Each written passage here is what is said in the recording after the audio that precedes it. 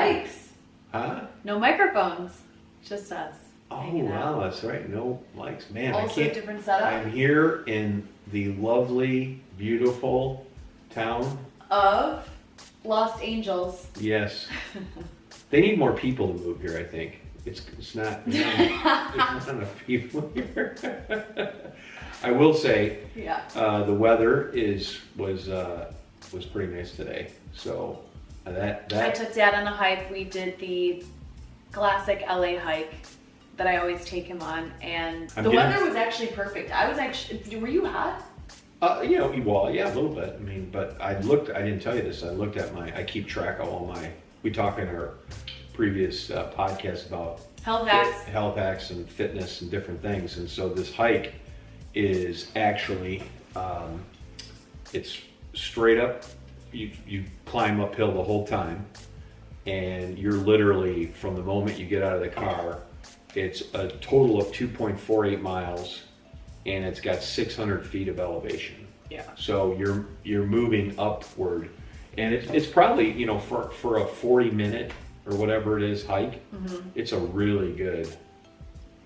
You get your good sweat on. It's beautiful. There's nice scenery. The people are interesting. Needless to say. So. But that's LA for you. Yes. Driving around. It's if you have not been to LA. Yeah. I remember the first time I came to California. Actually, I went mostly to the south area, like all Redondo Beach area and that kind of stuff. I didn't spend much time out this way. But we should probably tell them why I'm here. Yes. So why? My dad is here, and this will also be part of the topic of what we want to kind of talk about. We're doing just a quick video. We wanted you guys to be a part of this moment. It's on the topic. And our first remote video. Our first remote video, also not using our equipment, which I should get a podcast set up, like equipment here, because I'm going to try to drive my dad. Podcast West. Yeah. So my dad is here because I was planning on moving. And if you know anything about LA, when you're renting, most of the time when you get here, especially when you're younger, you're moving a lot. You're moving all the time. Even if you're in college, I have a friend that went to college, she was in the dorms, then she was in an apartment, then you're in a house. It's a lot. So when I first moved here, I was in an Airbnb, and then I was in a studio apartment, then I upgraded to a 2-bedroom. Then I moved to a 1-bedroom or a 2-bedroom with a roommate, moved back to a 2-bedroom with someone I was dating, and now I'm in a 1-bedroom. And then I was like, okay, I'm spending too much money. You kind of go through this whole thing, and then you're like, maybe I should just, downsize a little bit. I was traveling a lot to Michigan where we do the podcast at, and I was like, maybe I should save some money. Let's try to find a place. I know I can find one. And then I decided not to move. So today's topic is going to be all about living in LA, expenses in general. Is maybe buying a home? My dad can give some insight. Better than renting, or is renting better? I have spent so much money on renting. I've calculated just the past 3 years, and it is so much money that I paid in cash. Actually, it's crazy to. Well, whether you have a mortgage or you have rent, it's an expense. Now, some would argue that if you're paying a mortgage, you're building equity because you own a home, so you're building equity. But currently, at the time of this podcast, interest rates are up. All right, the price of homes have gone up. It's no surprise if you're watching this and you either in the market or currently have a home, or you're looking to buy a home or rent or whatever. Right. Most of those things are up, and so then there are cities around the United States that are even more elevated. And LA happens to be, no surprise, California in general is more expensive in every way, both in terms of, your grocery bill, your, gas bill. I think Genelle's brother texted me yesterday, and he was paying $3 a gallon in Michigan. Okay. And he says, what's the gas out there? And $5.50. Yeah, so right there, you think about just the person who has to fill up their car, it's 50% more. Well, 40% more. No, $3 versus you said $5.50. That's almost double. It's almost 100% more. So the point being is that when you factor in your and kind of what Genelle, we had these discussions, and why we decided to do this as a podcast is you have to factor in a lot of things. You do. As you think about whether you're going to live in a home or a condo or rent. And there's pros and cons. You know, obviously when you rent, true that you're not gaining any equity in anything, but at the same time, you don't have to come up with money as a down payment.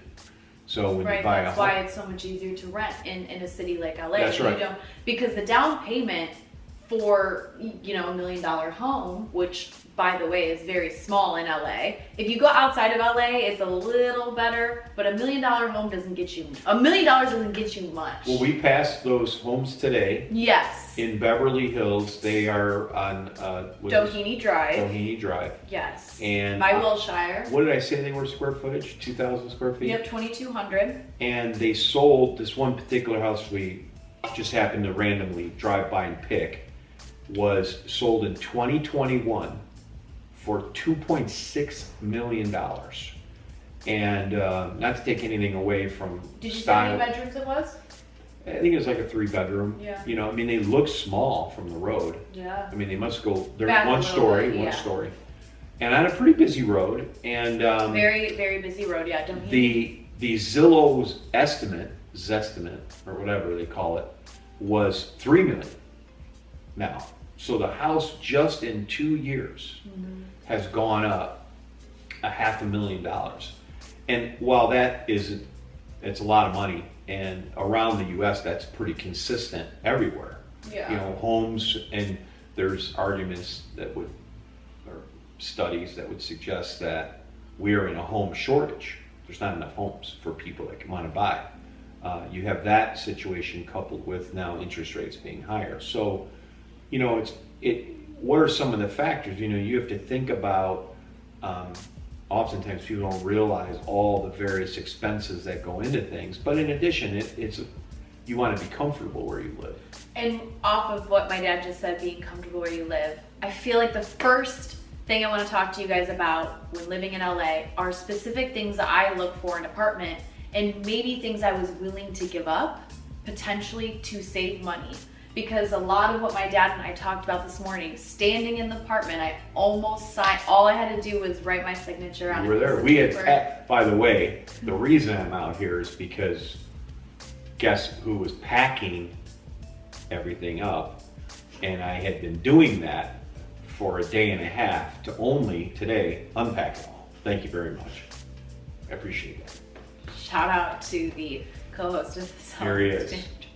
My back will never be the same. But anyway, back to your Oh, please. There's a couple pots. Those books and stuff were heavy. But anyway, go ahead. Give them you're ready to sign. So We've been over there actually. We went over there. I have now been in LA for 7 years. And so there are a few things that I really look for in an apartment. And as I've been able to kind of upgrade myself when it comes to renting an apartment throughout the 5 or 6 apartments I have rented. And how many years have you been here? 7. You've had, in 7 years, how many apartments total? So I had the Airbnb for 3 months, studio apartment, to a 2-bedroom with my roommate, to another 2-bedroom.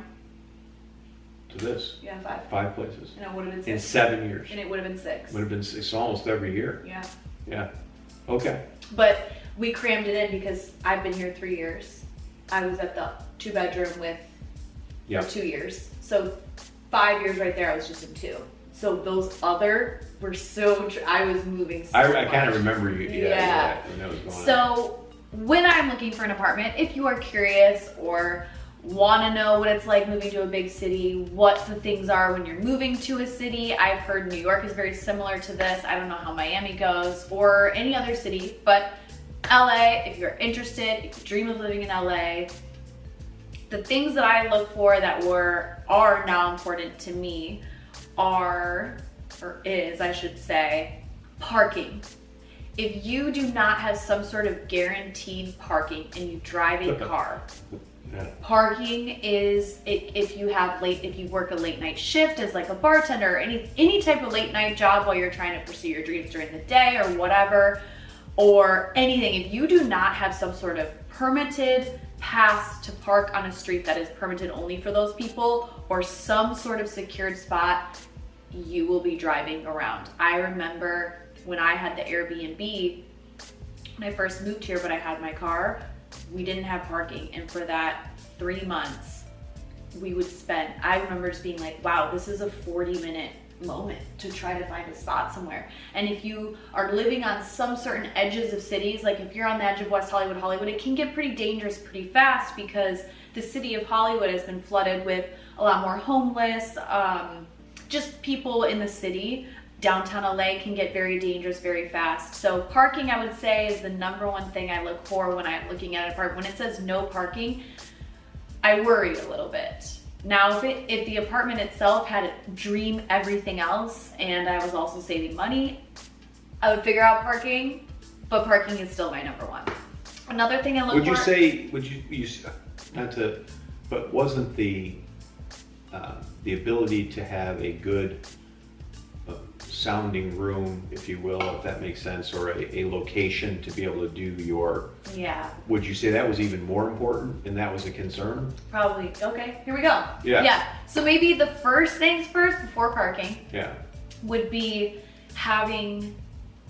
You don't want to be in a loud environment if you are filming, if you need to sleep at certain times of the day. Like let's say you have a night shift and you need to sleep. If you're getting that early morning rush hour on a huge main road that has 4 lanes, 2 lanes going one way, 2 lanes going the other, and then a middle left lane, you might be miserable. Depending on the insulation, which a lot of these older buildings, because LA doesn't have a ton of different rain, snow, sleet, a lot of these buildings have been able to be around for a while. And you're right, while there is some new construction, I can't even imagine what the prices of those are. There's a lot of vintage buildings that have been, they were apartments, but they've been continued. And I mean, I'm talking wood windows that are warped and don't even close. It's a very common thing, and in my experience coming out here. So it's just that air conditioning doesn't exist. If it does, it's a form of a window air conditioner. So, which I have dealt with. So this was my first apartment I had with window AC. I will say I've been very comfortable because I have an AC unit that blows into the living room, and then I have an AC unit that blows into my bedroom, and my landlord, upgrades them.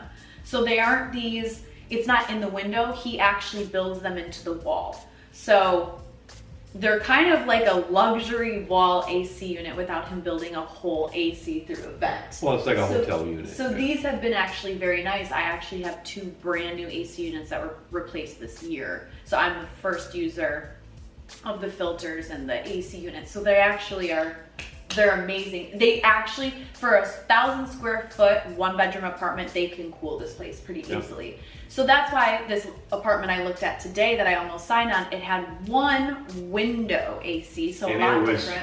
It was old. I just looking at it, I was like, oh boy. Yeah, it was older. It was in the window, not built in the wall. And then there was no AC anywhere else. However, when you live in California, this is why it is so popular, it is so well loved. The weather is very consistent. And at night it stays between, what we get is the coldest is 50. Probably the coldest we get is maybe 45. And then the hottest it does get, in the summertime it can get it is warm, but 9 months out of the year. Well, part of it too is the low humidity. Yeah. See, if you don't really need AC. Well, if you've been to Florida, what makes Florida hot is the humidity. It's hot, and then you got high humidity. If you've ever been to... But from October to June, July, I don't use AC. So it's kind of nice. For 9 months out of the year, you're not really using an AC. So an AC unit isn't huge for me. You can get a portable one and drink your ice water. You're good. If you have one next to your bed, you're fine. That's why AC to me wasn't a huge deal. But I will say, first one, a quiet room. I can film YouTube, podcasts, saying whatever. And then number 2 is parking. Number 3, I look for the aesthetic of the place. Since I am filming within my surroundings, this is my work, this is my professional office Yeah. and my home office. Yeah. I really, anything that looks kind of dingy, falling apart, paint splattered on the window because they weren't careful when it came to painting, you know, I have to look out for those things. Just, and it doesn't always matter because you can make it work, especially if it doesn't look perfect, but aesthetic helps so much with my filming, taking of pictures, beauty stuff. You know, I really need that aesthetic. Plus, when I'm working and I'm a creative, it helps so much with my mind, and it makes such a big difference. I've lived in dingy spots and I've also lived in more luxury spots, and the difference is huge. That's why I think with this, I was fighting so much on letting this go, because this place has helped me get so many photo shoots done. It's got good energy. Yeah, it's it's inspired a lot. Yeah. I think if you're, you know, if you're the type of person that maybe you know, have this desire to move to this area, California, and it's not related to having to worry about podcasts or, you know, different things that you do, then that may not be a factor, right? You know, it might just come down, quite honestly, to the idea of cost, right? And oftentimes people up in moving to LA or in the area will double up with a friend and split the rent and so tons forth. of roommates. And that has pros and cons as well, you know, depending on the person and if you know them and all those, and you've been down that road before. I have had roommates. And so, you know, these are just many of the different things that, but I think if you know, if you were said, hey, like Genelle did 7 years ago, you know, I'm basically packing up the car and moving to LA, man, you may not be able to be too picky, right? You just may have to take what you can get. I would say safety is something to consider, you know. So for safety sure. was my number 4. Okay. Just because you do get, the city does have crime. It is what And it is. every major city does. Yeah. Right? And aside from just safety and your own safety, people steal. So if you have packages coming to your door, you have to consider either getting a P.O. box or risking having stuff stolen, especially this time of year, the holidays. Yeah. I remember one year when I was my first year, we had theft really coming in. We have a gated community, but people can still tell their friends the code or whatever. People jump fences, whatever. And I had a lot of stuff stolen from me. So you really have to then consider also getting P.O. box, and you pay for that. It's between $80 to $150, depending on how many packages you get. Sometimes they ask and all that. So, and then safety. I have security cameras because of just, you know, watching theft or people lurking around doing weird stuff. Yeah. That's just being in a big city. It exists. I mean, it's not, I think wherever you know, it's funny, back in home in Michigan, they just, my brother had told me about a thief ring that was going on, and they were going into one of the areas in Michigan. It's an area called Birmingham, West Bloomfield. A lot of athletes live there, and doctors and lawyers and so forth. And these guys were breaking into these very expensive homes, coming in at night, you know, and their MO was, you know, houses that were treed lots and so forth. They finally just caught them. I heard it on the radio on my way out here. So a lot of factors to consider, and I think just realize, depending on what area you're coming from or what state, you know, the cost of living in this area is higher than other areas of the United States. So you need to just factor that. And so this balance, I think, where Genelle and I, we decided to just jump on and do, you know, this podcast was, hey, when your quality of life and how you're comfortable, where you live, is such an important piece. It's so important. And you don't really realize today. I think I realized today more than a while how important, even standing with you in that apartment I almost rented, I'm standing there, I'm looking at the flaws, right? And I'm looking at how my car would have been parked in the back, not even in a secured area. Someone could come through that alleyway. The washer and dryer. Yeah, like I'm thinking, and right, even the entrance, the carpet, like, oh, so, and I'm thinking, I'm like, wow. And then we took the cost, we won't name numbers here, but I want this next couple of minutes of the video to be my dad helping me. My dad really broke down to me factors to consider in your finance. So we'll use hypothetical numbers. I'm not going to put the exact number that I would have been saving, but let's just say I would have been saving. You could say 30%. Well, let's say 10 grand for the year.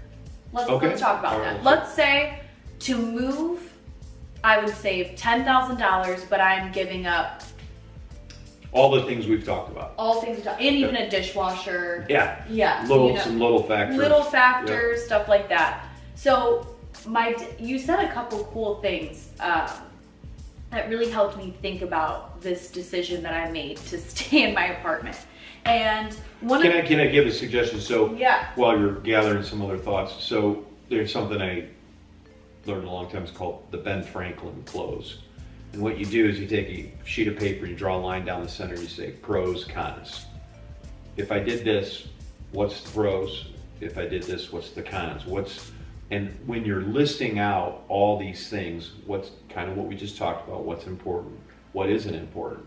So when Genelle and I were standing literally in this other place, we were having this discussion, and what I got to was, tell me what's the most important thing for you. And Genelle articulated that. I said, okay, so if that's the most important, then if you had to assign a value to it, in this case, dollars and cents, which oftentimes is the case.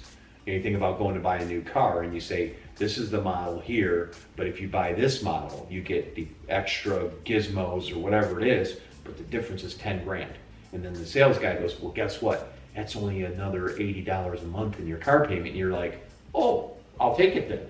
Yeah. But over the course of the time, it's maybe $8,000 more or $10,000. So you could still say that's worth it because it's only $80 a month. And by the way, I'm going to make more money in the future.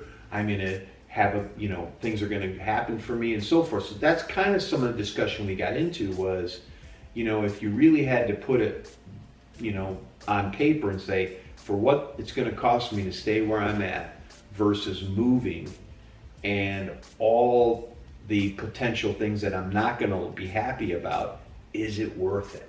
Right? Yeah. And only you can make that decision. Only you can decide if that's something. Now, here's the good news. What I said to Genelle, I said, listen, in 6 months from now, if you're still not sure or, depending on what's going on in the economy, depending on a lot of factors, you still have options. It's not like you're locked in. That's what's cool about renting. And that's another key thing that you said.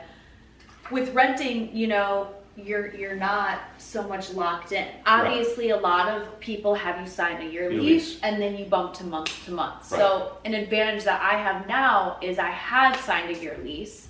I gave a huge lump sum. He did and originally asked for a big lump sum. Most places want 1 month security, whatever it is, month and a half or, Yeah. So You bring up a good point, sorry to interrupt, but you do have to consider that if you're going to lease or rent, you're going to probably end up with a 1-year commitment. So as you start thinking about your planning, and this is true with really anything in life. And to break a lease, you normally have to pay a pretty good fee. Yeah. So I think these are things, I'm sure most of you out there that are listening to this, you've had some experience in this. This isn't anything new. Mm-hmm. I think what we were really more focused on is when you decide to move, and whether you're moving from house to house, or some people move from one state to the next. Now you are sitting here, and overall? Yeah, I feel good. I think another key piece, and this doesn't go to everybody, but how I make my money is like a commission-based type of thing. So if I really buckle down and I really, really work hard, 99.9% of the time I'm seeing a difference in how much I'm getting paid. Also, I can't always control it, and it can be very scarce or whatever, but it's not enough of a money difference where it's gonna really break me if I reevaluate in 3 to 4 months. I also think another thing too, for me to help my decision, was my landlord was showing my apartment to people. So I texted him and I said, hey, is my apartment gone? And I was like, you know what? If he texts me back or calls me and says, hey, I leased the Yeah, apartment. you literally had to make that decision within a few hours. Yeah, and if he would have came back, I told you, I would have signed that other lease, and I would have been going through with my decision. I sent him that text, and then about 40 minutes later, he called me, and he kind of joked a little bit, and he said the apartment hadn't been gone, and that I could take my time and keep the apartment and be there indefinitely. It was just a sign to me that I needed to give myself a little bit more time and give myself that second chance to really hustle when I hadn't been holding myself accountable the way I wanted to be. And I hadn't been budgeting. Another big thing too, when you're renting and you're making these finance decisions, I don't watch my money the way I should. And that's one huge thing. Our next video is going to be about Christmas and New Year's and maybe some resolutions we both want. Now that I'm sitting here and I'm thinking about that next topic, a big thing for me is going to be I don't look at my finances. And that sounds very scary to look in a camera and say and admit. I think that's where I've also had a lot of anxieties around finances and rent and making decisions, because I'm not looking at numbers. I'm not, even when you ask me I have a jewelry line and you're like, what's the total of your shit, blah, blah. And I was like, maybe this. And you're like, you should know by a cent. And you're right. By a penny. Yeah, I need to start writing this stuff down. And I haven't been holding myself accountable with that. I haven't been holding myself accountable with my workload. So I felt like this was a second chance. I felt like, we don't talk about God as much as I want to, but I prayed so much the past month or so about this. Like, I'm really, I know this sounds like a little bit dramatic, but I take my living situations very seriously now that I'm older and I have a career and I have my mental health and somewhat of sanity is important to me. I really think about this stuff, so I've been praying on this, and I just felt like this was an opportunity to prove to myself that either answer my question that I do need to move and try something different, or really hold myself accountable and see what I'm capable of if I really push myself. And the side benefit of this false move thing was you got rid of a lot of stuff.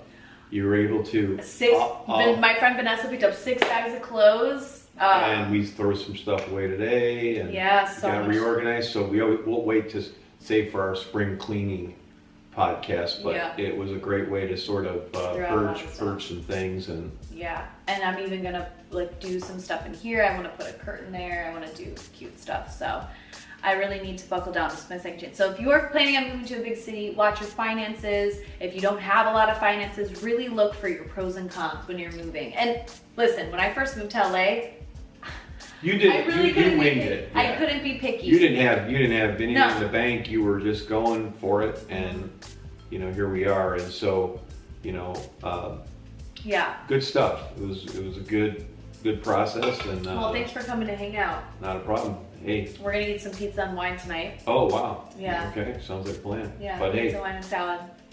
Well, we thank you for watching. Yeah, thanks for watching. Hope you guys like this chill episode of us. Oh wow.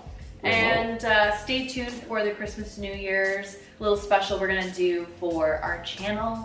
And we'll see you guys in the next video/pod. See you later.